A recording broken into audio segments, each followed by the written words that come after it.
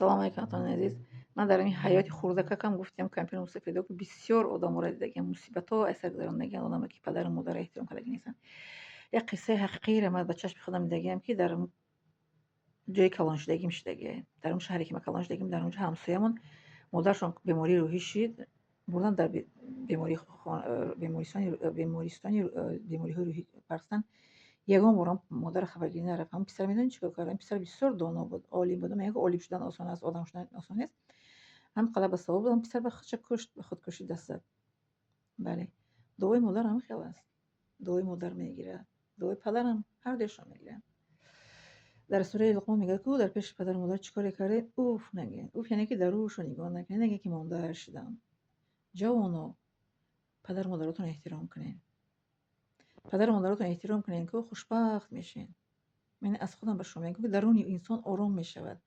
ин ман падару модарам ки соҳиб шудам, модари ман 2 сол нобиноӣ кашид ку. Модару мо соҳиб шудем ку даруни ман хеле ором аст ки яъне хеле ором аст. Ман ки ҷое ки мерам дар Тоҷикистон ҳама моро бо дасти адаб эҳтиром мекунанд. Барои чӣ? Барои ки падару модармона дуошо гирифтагием дар назди ҳама мо эҳтиром дорем. Дар ин Россиям 8 сол шуд, ман дар Россиям ягон кас бо ман ноэҳтиромӣ кардагӣ нест. На мусалмон, на ғайримусалмон. Корхонаи давлати ин Россия дар Тоҷикистон дар гачук кадом корхонае ки мерам бо дасти адабан хел. Ин чи аст? дуои падару модар. Ман барои одамо туҳфа наметиҳам. Ман ягон каса дар ҳамин на дар ягон ҷо ман туҳфа додагӣ нестам. ин одамо мегӯянд ки ту туҳфа додӣ инҳоро, ягон сумети ки хеле шиносон мегӯянд дар ҳамин шаҳри Россия, мегӯянд чӣ ба одам қахшу гап мезанад? Мегӯям вале исто ман кормӯча ба мегӯям. Ман мебарам мегӯяд чӣ? Мегӯям дуои падару модарро гирифтагиам. Ман дар ҳаётам ягон каса на шоколад мебарам, на гул мебарам, на падарка мебарам. Барои ки характери ман нест. Лекин муомалаи хуб дар ҳама ҷое ҳама кас мебинам. Барои чӣ? Савол. дуои падару модар. бале, дуои падару модар. одамон мегӯянд ки моро дар Россия моро хеле кадан ютарӣ карданд. Ман дар Россия ягон кас ягон гапи паст баланд гап задагӣ нестам ба ғайр аз сухани хуб. бале, чӣ дар ФМСш, чӣ дар ки ҷое ки мерам одамои хуб, доим одамои хуб меғалтанд. Бо ҳам хеле хуб хушрӯ мефаҳмонанд ки мона он рӯз видеоҷази духтарам бояд ки иваз мекардем, вай карданд. гуфтанд ки мебинем оли мерен дар як рӯз карда метиҳандтона. оли гуфтанд истен дар як рӯзе ки мисол записо кам боша, дар ҳамон як рӯз мерен ҳам заявление метавонад пешниҳод мекунед, ҳам мегиред мебиед. ин раҳмати худованд ва дуои падару мадаре. фаҳмидед? Коре ки мо вақте ки дода гирифтем якним сол пеш додем, баъди 10 рӯзи корӣ рафта гирифта гирдем. Айне бинед ки гуфт ки дар ҳамон рӯз мерем записон мекунам, дар ҳамон як рӯз мегирем видеонасифа мегирем мебиед. фаҳмидед? ин ҳамаш чи аст? дуои падару мадар. ман ҳеҷ мисол на либоси хушрӯ мепӯшам, на хирма фасон мекунам, краска мекунам, на дар дастам чалаву ягон гӯшвор пор дорам ки барам дар одамо маро айрӯи либоси хушрӯгӣ қабул кунанд. айрӯи дуои падар. фаҳмидед? бале. мегӯянд ки дарахт бо об месабзад, инсон бо дуо. дарахт бо об месабзад. об надиҳем дарахт намешавад, инкишоф меёбад? Не. ана инсонам бо дуо месабзад. инсонам бо дуо бобаракат мешавад, бо дуо хушбахт мешавад, хушҳол мешавад. падару модар мегӯяд ки дар ояти Қуръон ки худованд ризо аст аз он нафаре ки падару модар розӣ бошад. падару модаротонро ризо кунед, дуои падару модаротонро бигиред. падару модаротон 50 сол, 100 сол, 200 сол умр намебинад. хуб агар шумо агар ки хизмат кунед падару модаратона 10 сол. ина ман аз 2000 то 2010 модарам қатъи будам. 10 сол хизматшона кардам. падарам бо 4 сол дига 14 сол. хуб хизмат кунед 10 сол, 14 сол, 15 сол, 20 сол мехасте. 50-100 сол хизмат намекунед ки душвортон ғалта.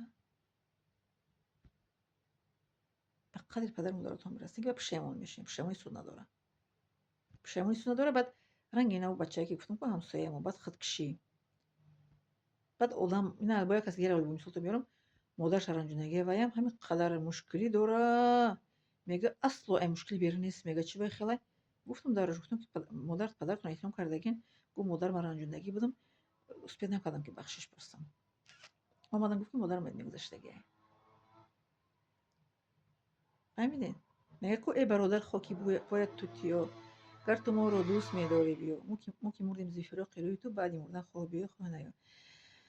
мегӯяд дар зиндагиам накардӣ ёд, баъд аз мурдан чӣ мекунӣ фарёд. ба қадри падару модаротон дар зиндагитон бирасед. ранги ӯ яке оби дидаи занака бинен, баробари гирияи вай одама гирия меояд.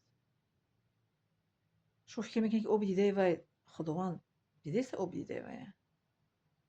در آیت قرآن گفته اگه پدر مادرتون اوف نگین شما فکر میکنید او دیده اون مادر الله تعالی چی نمیتیه غضب به فرزند رو نمیتیه البته که میتیه مادر 8 فرزند تولد کرده مرا میگن که تو چه فرزند بسیار نداری فرزند بسیار چی در کاره که قرار تولد کنی که صاحب نشون خداوند هدایت کنه همون یک فرزند که باشه صاحب میشه نمی هدایت که نشه انم خیلی مادر میگن ادر بیر میکنن این یک تا دارین ایوی دو تا فرزند دارین این سه تا خسته olur ندید آدم شما چه آدم یک فرزند داره دو تا داره سه تا داره خداوند هدایت کنه فرزنده از خداوند بترسن بنده که هم فرزند که پدر مادر صاحب میشه نه ترس کو نه یک زنه که دیگه در پیرانسال خونه داشتن پرتگن 14 تا فرزند داشته و نه زنه که ادر بیرون کردن در هر گجو بیچاره دو سالش میگردم این 8 تا فرزند کلام کرده کنی نتیجه 8 تا فرزند کلام کردگیشون کنی نتیجه 14 تا فرزند کلام کردگیش نیست برای که از به خدا ترس کلام کردگی نیست ما رو پدر مادرمون از بودگی ما به خدا ترس کلام کردگی بودن که خدا بترسین در جایی که میری بدون که خدا انت دسته از آدمو میگفتن چی نکنی شر نکنی پدر مادری ما میگفتن از خدا شرم کنین در نزد خدا توزه باشین پدر مادری ما دوی میگفتن که از نزد خدا شما پاکیزه باشین در نزد انسان شما چیزی که میگن عیب جویی میگن کم بودی میگن بگذار بکنین که در نزد الله تعالی کم بودی باید نداشته باشین در نزد الله تعالی باید عیب نکنین گناه نکنین در نزد خدا هم باید که توزه باشین ما پدر مادر کلام کردن نتیجهش گرفتن اینا در پیریشون گل برای نگاهشون کردیم تورتوری دست همچون گهواره که چشم برادری ما وقتی پدرم از دنیا گذشت اومد اچام کرد گریان شد مادرم که از دنیا گذشت اومد اچام کرد گریان شد فهمیدین همین قدر نگاه کرد با اومد اچام کرد گریان شد که بچه جان سفر آخرتت نیک باشد فهمیدین مادری من از دنیا گذشت من خوب ندیدم وقتی که پدرم از دنیا گذشت بعد خوب دیدم هر دوشون که هرشون در یک جان هرشون در یک جای شروع باغ جنت لباس سفید پوشیدگین مادری من از دنیا گذشت 4 پس پدرم از دنیا گذشت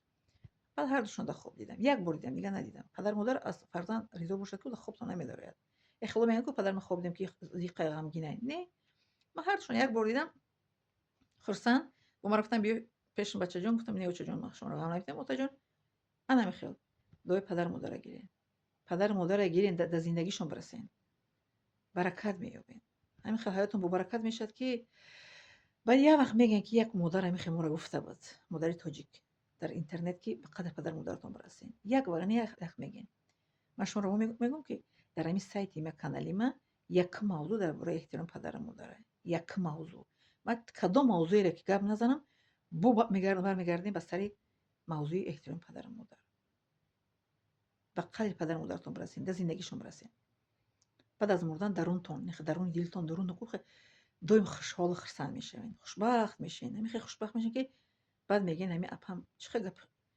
خوش رو گفت مرا که به قدر پدر مادرتون برسین خب مینا دارم از شما